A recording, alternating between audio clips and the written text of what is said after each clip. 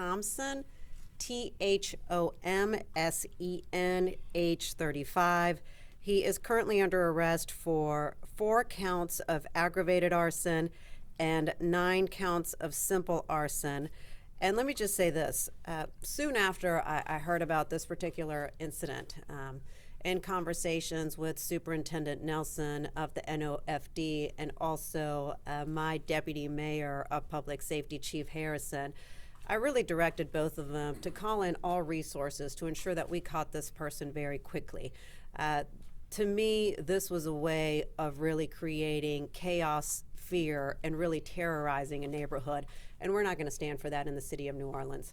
I also had great concern that we didn't understand this person's motive, and we didn't know if this would be something that he would potentially want to continue doing. So under my direction and instruction, I very much appreciate Superintendent Nelson along with Deputy Mayor Harrison for calling in the troops and ensuring that we caught this person within 48 hours of this incident.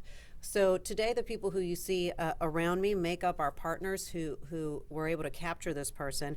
That, of course, includes my Deputy Mayor, Chief Harrison, Superintendent of the NOFD, Chief Nelson, Chief Kirkpatrick with the New Orleans Police Department, Jason Denham with the ATF. We also have folks from the Fire Marshal who are here, my friend Brian Adams, who I served with in the legislature as the Fire Marshal, and also folks with the State Police who are here as well as our partners. The speaking order will be first Deputy Mayor Harrison, then Superintendent Nelson, then Chief Kirkpatrick, and we'll wrap it up with ATF Assistant Special Agent in Charge, Jason Denham. So Chief Harrison, I'll turn it over to you.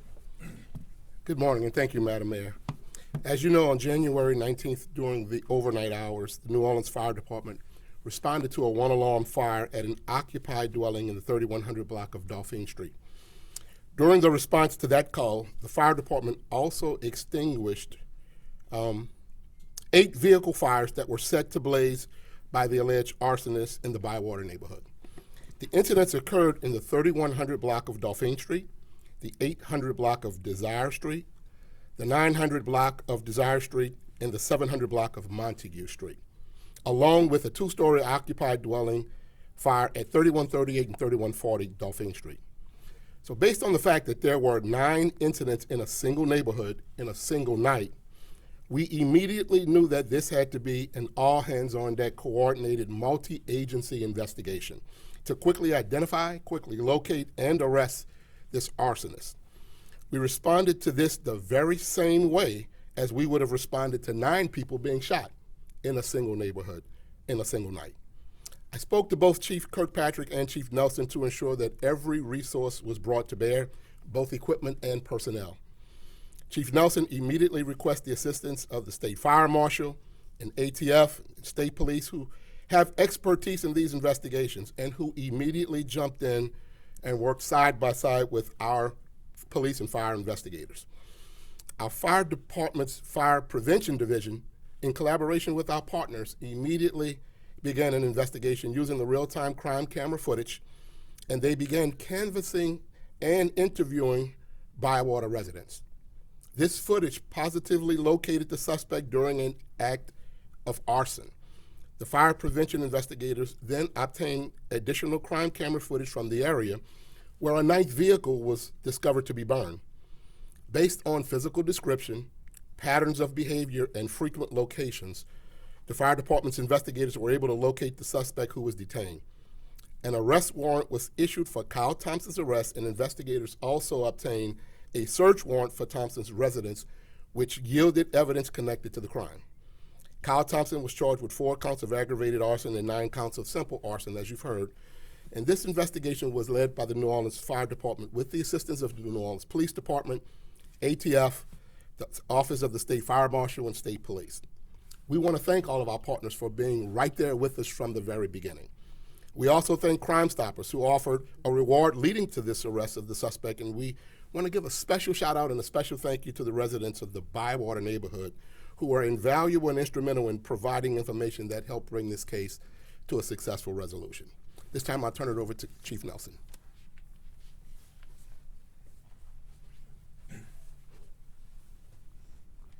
Thank you, Deputy Mayor Harrison. Thank you, Mayor.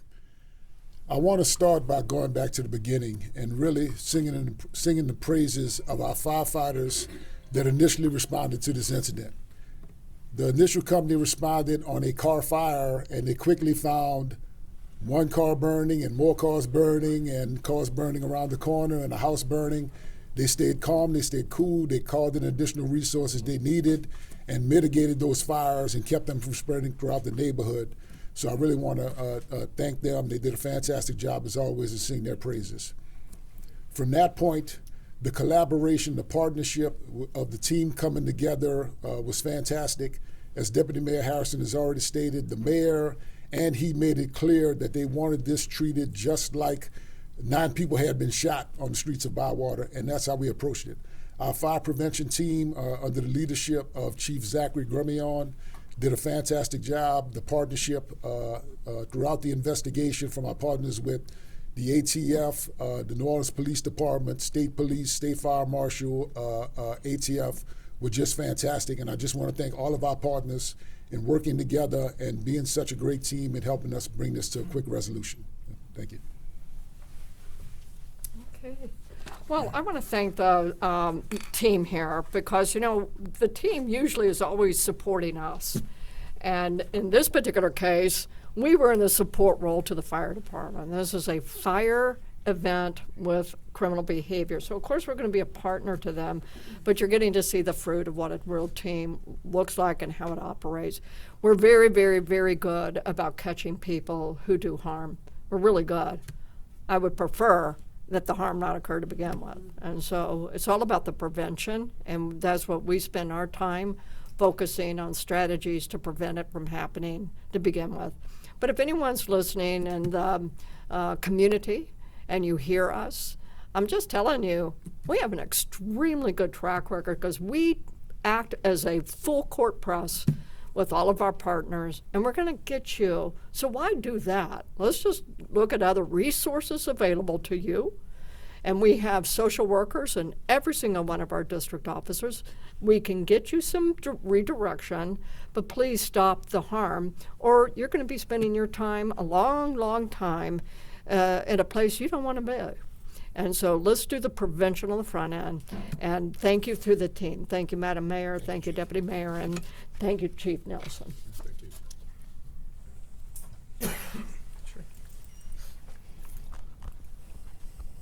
I would just like to echo the comments by the mayor, the deputy mayor, superintendents. This is a testament to our partnership. We at ATF work hand in hand with our state and local partners here across the full gamut of law enforcement activities. And so when you have our specialized expertise in arson and explosive investigations, of course we're going to offer that assistance and support our partners here. And I think we did that in a very efficient and effective way.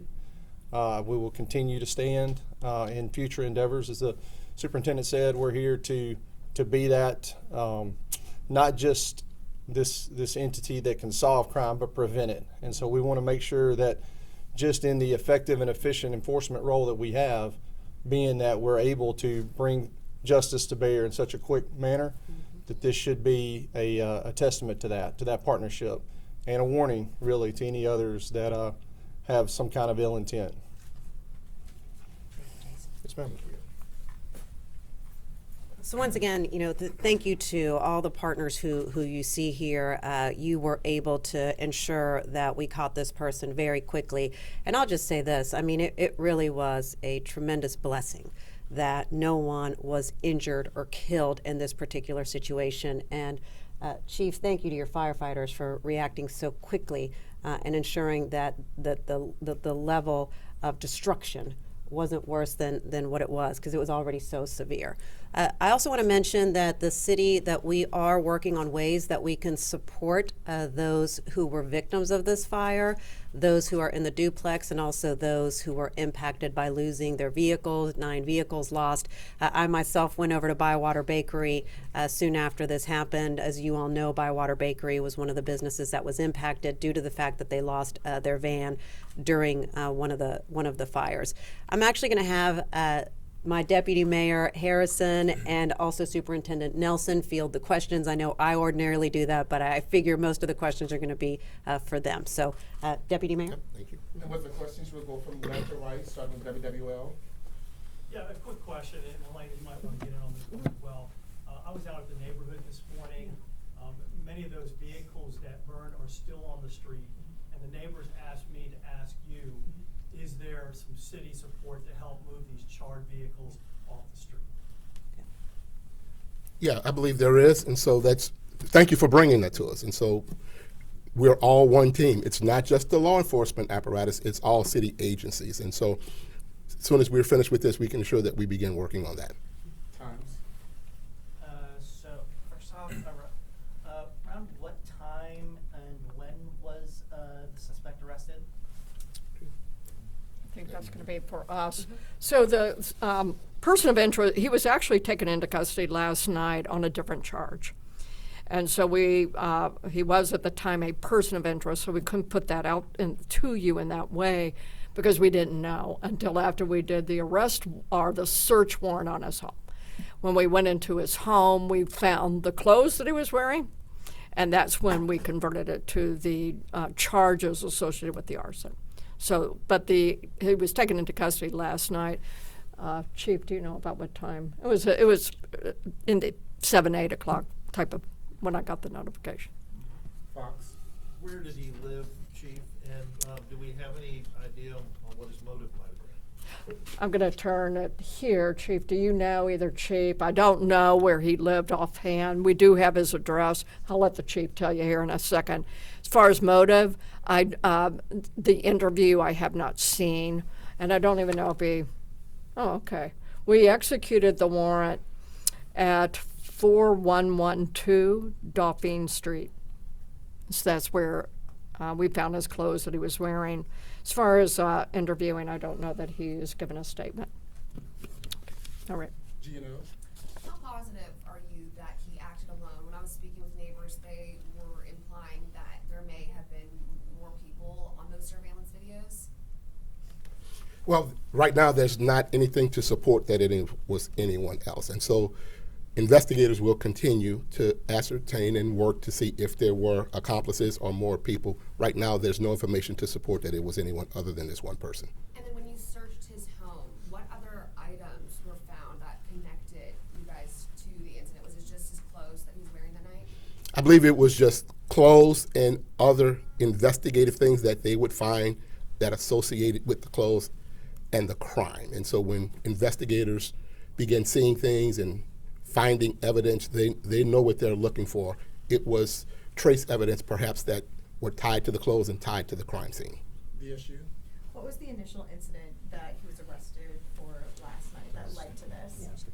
That's what I thought. He was actually had a warrant for domestic battery, and so he was arrested on a warrant for that. And then just a quick follow-up for his past. What were some of his, does he have a criminal past? Do you have any? Well, he obviously had a criminal past because he had the warrant for the domestic history. I do not have his history in front of us. That will be public record when everything is closed and you can see everything, okay? Yeah. WIU News. So is it known what method or materials were used to set the fires at this time? It's a mix. There was indications of accelerants used at the house fire. With the vehicle fires, it takes a while to process those kind of scenes. It's kind of difficult because when car fires burn, a lot of the evidence burns up and all of the chemicals and things in the cars, but they have collected evidence and all that will be processed and determined. Chief, there have been some suggestions that this could have been some sort of act of terrorism. Do we know if there was anything found in his house that might indicate some sort of political desire or goal to all this? Not at this time. It's all being processed. I think as the mayor said, it was clear that this act impacted the neighborhoods and struck terror and fear in the neighborhood. And from that viewpoint, we are looking at it as an act of domestic terrorism. But whether there was some kind of other articles or proclamations or anything by the suspect, we don't have any information on that right now. All of that will be collected and processed. Any more on-topic questions? So we've had some reports about kind of a series of car break-ins over the last couple days. Maybe for Chief Kirkpatrick, are we seeing a relative increase in car-related or vehicular damage crimes this year so far? Or? No, not necessarily. Now, I will tell you that through the instruction of Chief Gantier, who's our number 2, we have put more patrol emphasis in the Bywater for right now as well. So, as you know, in any start of a year, your raw numbers associated with crimes are pretty low.